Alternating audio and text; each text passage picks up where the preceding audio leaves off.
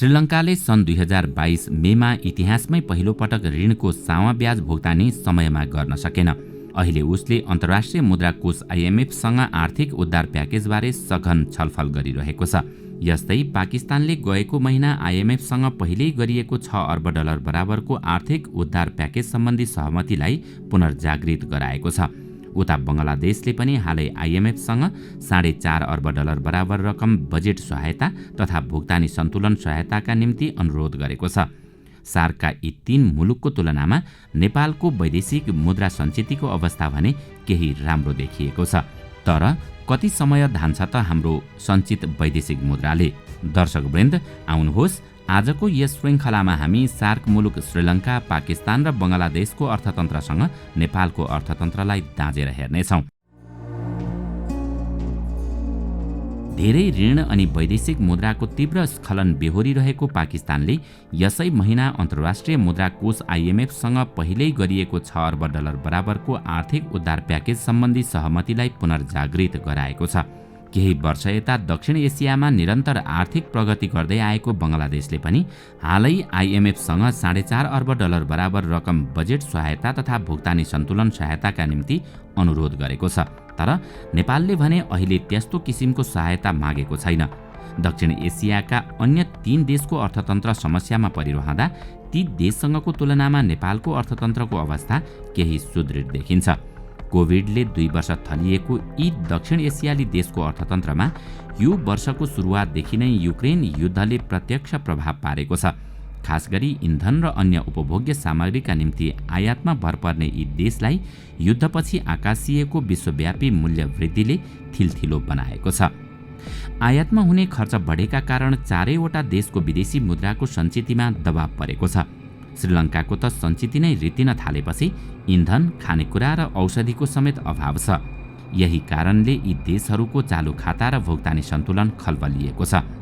आफूलाई आवश्यक सेवा तथा वस्तु किन्न चाहिने पैसा र आफूले बेचेर कमाउने पैसा बीच सन्तुलन बिग्रदा त्यसले समष्टिगत आर्थिक स्थायित्व नै धरापमा पर्न सक्ने अर्थविदहरू बताउँछन्।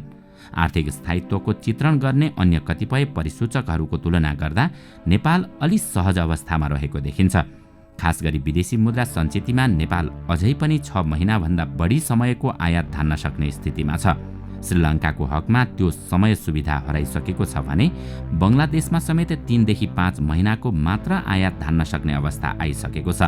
नेपालभन्दा झन्डै 10 गुणा ठूलो अर्थतन्त्रको आकार भएको पाकिस्तानको विदेशी विनिमय सञ्चित अहिले नेपालको भन्दा केवल $5 अर्ब बढी अर्थात् करिब $14.5 अर्ब छ।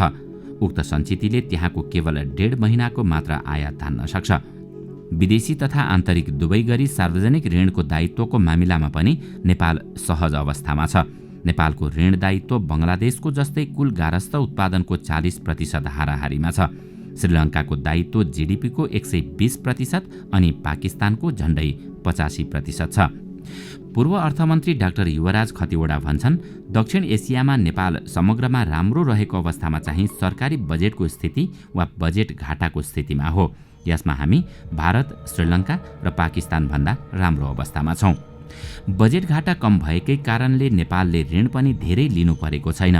साथै मुद्रास्फीतिमा पनि अन्य दक्षिण एसियाली मुलुकको तुलनामा नेपाल ठिकै अवस्थामा रहेको उनको भनाइ छ। तर चालु खाता र भुक्तानी सन्तुलनको विषयमा चाहिँ नेपालको अवस्था पनि नाजुक बन्दै गएको छ। सामान्यतया वस्तु तथा सेवाको आयातमा बाहिरिने र निर्यातबाट भित्रिने रकमको अन्तर बुझाउने चालु खातामा नेपालको घाटा करिब 6 खर्ब रुपियाँ पुगेको छ।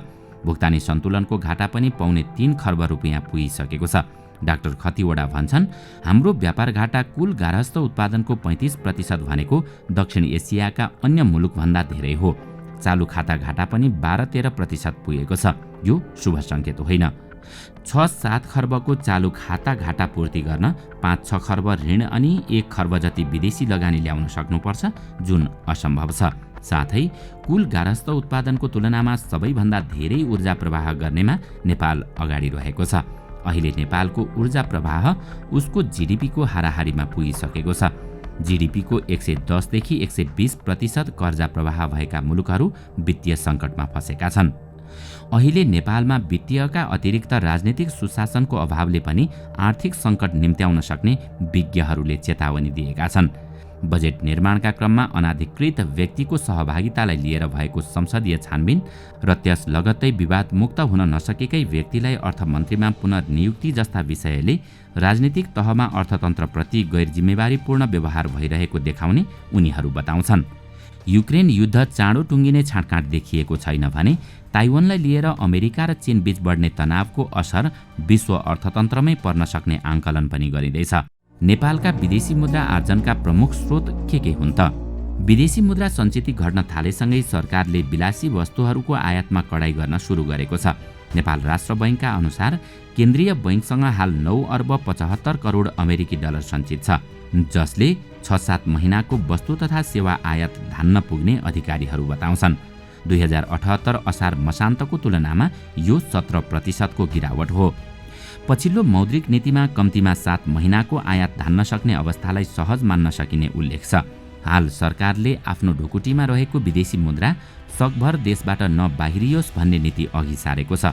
तर सरकारले मुद्रा सञ्चिति कायम राख्नका लागि आयातमा कडाई गर्नुका साथै मुद्रा आर्जन गर्ने विषयमा पनि ध्यान पुर्याउन आवश्यक रहेको देखिन्छ। केन्द्रीय बैंकका अनुसार चालु आर्थिक वर्षको 7 महिनाको अवस्था हेर्दा हालको समस्या विदेशी मुद्रा आर्जनको भन्दा पनि आर्जित रकम बाहिरिने क्रम बढेका कारण उत्पन्न भएको हो। चालु आर्थिक वर्षको पहिलो 8 महिनामा 13 खर्ब रुपियाँ बराबरको आयात भएको केन्द्रीय बैंकको भनाइ छ। गत आर्थिक वर्षमा कुल आयात 15 खर्ब 40 अर्ब रुपियाँ बराबर भएको तथ्याङ्कले देखाउँछ। नेपाल राष्ट्र बैंकका अनुसार नेपालको विदेशी मुद्रा सञ्चितिको एउटा मुख्य आधार भनेको विप्रेषण अर्थात् रेमिट्यान्स हो। नेपालसँग हाल रहेको विदेशी मुद्राको सञ्चितिकै हाराहारीमा पछिल्लो समय रेमिट्यान्स आप्रवाह भइरहेको छ। केन्द्रीय बैंकका प्रवक्ता गुणाकर भट्टका अनुसार नेपालको कुल गारहस्थ उत्पादनको झण्डै 22% रेमिट्यान्सको योगदान छ। उनी भन्छन् गत वर्ष 960 अर्ब रुपियाँ जति आएको देखिन्छ। त्यसअघिको वर्ष अलि कम थियो। कोभिड महामारीकै बीच पनि गत वर्ष राम्रो रेमिट्यान्स आप्रवाह भएको थियो। सामान्य वर्षहरूमा झण्डै 8.5 खर्बदेखि 9.5 खर्ब रुपियाँको हाराहारीमा रेमिट्यान्स आइरहेको अधिकारीहरू बताउँछन्। चालु आर्थिक वर्षको पहिलो 7 महिनाको तथ्याङ्क अनुसार गत वर्षको तुलनामा रेमिट्यान्स आप्रवाह झण्डै 5%ले घटेको देखिन्छ। आयात बढ्दा न्यून बिजकीकरणको समस्या बढ्ने हुँदा हुन्डीबाट रकम कारोबार हुने गर्दछ। विदेशमा बस्ने कतिपय नेपालीहरूले क्रिप्टोकरेन्सीमा लगानी गरेका कारण पनि केही समस्या उत्पन्न भएको छ। नेपालको विदेशी मुद्रा आर्जन गर्ने अर्को मुख्य स्रोतमा पर्यटन पनि हो। नेपाल घुम्न आएका विदेशीहरूले डलर वा अन्य विदेशी मुद्रा नेपालमा सटही गर्ने गर्दछन्। तर कोभिड महामारी सुरु भएसँगै पर्यटन क्षेत्र प्रभावित भएको छ, जसको प्रभाव विदेशी मुद्रा सञ्चितिमा पनि परेको छ। नेपालले अन्य देशबाट सामग्री खरिद गर्दा डलरमा भुक्तानी गर्नुपर्ने हुन्छ। त्यसै कारण हाल नेपालले विलासिताका वस्तु आयातमा कडाई गर्ने नीति लिएको छ। सामग्री निर्यात गर्दा भने नेपालले विदेशी मुद्रा आर्जन गर्छ, तर आयात र निर्यातमा सन्तुलन मिल्न नसक्दा नेपालले यसबाट लाभ उठाउन सकेको छैन। चालु आर्थिक वर्षको पहिलो 8 महिनामा 13 खर्ब 9 अर्ब रुपियाँ बराबरको आयात भएको छ भने 1 खर्ब 47 अर्ब रुपियाँ बराबरको मात्रै निर्यात भएको छ। केन्द्रीय बैंकका अधिकारीहरूका अनुसार चालु आर्थिक वर्षमा प्रत्यक्ष वैदेशिक लगानीको अवस्था भने त्यति नराम्रो छैन। चालु आर्थिक वर्षको पहिलो 7 महिनामा झण्डै 16 अर्ब 50 करोड रुपियाँ प्रत्यक्ष वैदेशिक लगानी आएको छ। त्यो अघिल्लो वर्षको तुलनामा निकै राम्रो हो, तर त्यो आफैमा ठूलो रकम भने होइन। त्यस्तै विदेशी मुद्रा सञ्चितिको अर्को प्रमुख स्रोत वैदेशिक अनुदान वा ऋण पनि हो, तर त्यो अनुदान वा ऋणको उपयोगमा नेपाल प्रभावकारी हुन नसकेका कारण त्यसको लाभ उठाउन सकिएको छैन। केन्द्रीय बैंकका अनुसार निवृत्तिभरण अर्थात् पेन्सन पनि नेपालको विदेशी मुद्रा सञ्चितिको मुख्य स्रोत मध्ये एक हो। त्यसमा ब्रिटिस गोर्खा र भारतीय सेनामा काम गरेका मानिसका साथै कतिपय अन्तर्राष्ट्रिय संस्थाहरूमा काम गर्नेहरूले प्राप्त गर्ने पेन्सन पर्छ। मुलुकमा विदेशी मुद्रा सञ्चितिको अवस्था स्थिर राख्नका लागि उत्पादन क्षेत्रलाई बढावा दिनुपर्छ। कृषि र सेवा क्षेत्रलाई पनि विकास गर्नु जरुरी छ। गत आर्थिक वर्षमा नेपालले 50 अर्ब रुपियाँको चामल आयात गरेको थियो भने यो आर्थिक वर्षको पहिलो 8 महिनामा चामल आयातमा 37 अर्ब रुपियाँ खर्च भइसकेको छ। त्यस्तै तरकारी आयातमा चालु आर्थिक वर्षको पहिलो 8 महिनामा 27 अर्ब रुपियाँ खर्च भएको छ भने फलफुल आयातमा 16 अर्ब रुपियाँ खर्च भएको छ। हो, हामी अझै पनि सतर्क हुनु जरुरी छ। यसरी अन्धाधुन्ध गरिने आयातले हाम्रो सञ्चित वैदेशिक मुद्रा घट्न सक्छ। त्यसैले जुन कुरा स्वदेशमै उत्पादन गर्न सकिन्छ त्यस्ता घरेलु उत्पादनहरूलाई प्रोत्साहन गर्दै निर्यात बढाउन सके पक्कै पनि नेपालको अवस्था श्रीलङ्काको जस्तो हुने छैन। त्यसो त अहिले पनि नेपाल आर्थिक स्थायित्वको चित्रण गर्ने अन्य कतिपय परिसूचकहरूको तुलना गर्दा अलि सहज अवस्थामा रहेको देखिन्छ। खास गरी विदेशी मुद्रा सञ्चितमा नेपाल अझै पनि 6 महिनाभन्दा बढी समयको आयात धान्न सक्ने स्थितिमा छ। दर्शकवृन्द, तपाईलाई आजको श्रृङ्खला कस्तो लाग्यो? हामीलाई यसबारे कमेन्टमा बताउनुहोला। साथै आजको श्रृङ्खला तपाईलाई राम्रो लाग्यो भने लाइक तथा सेयर गरी हाम्रो च्यानललाई सब्स्क्राइब गर्न नभुल्नुहोला र साथमा रहेको बेल आइकन पनि थिच्नुहोस् ताकि हाम्रो नयाँ भिडियोको जानकारी सबैभन्दा पहिला तपाईलाई प्राप्त होस्।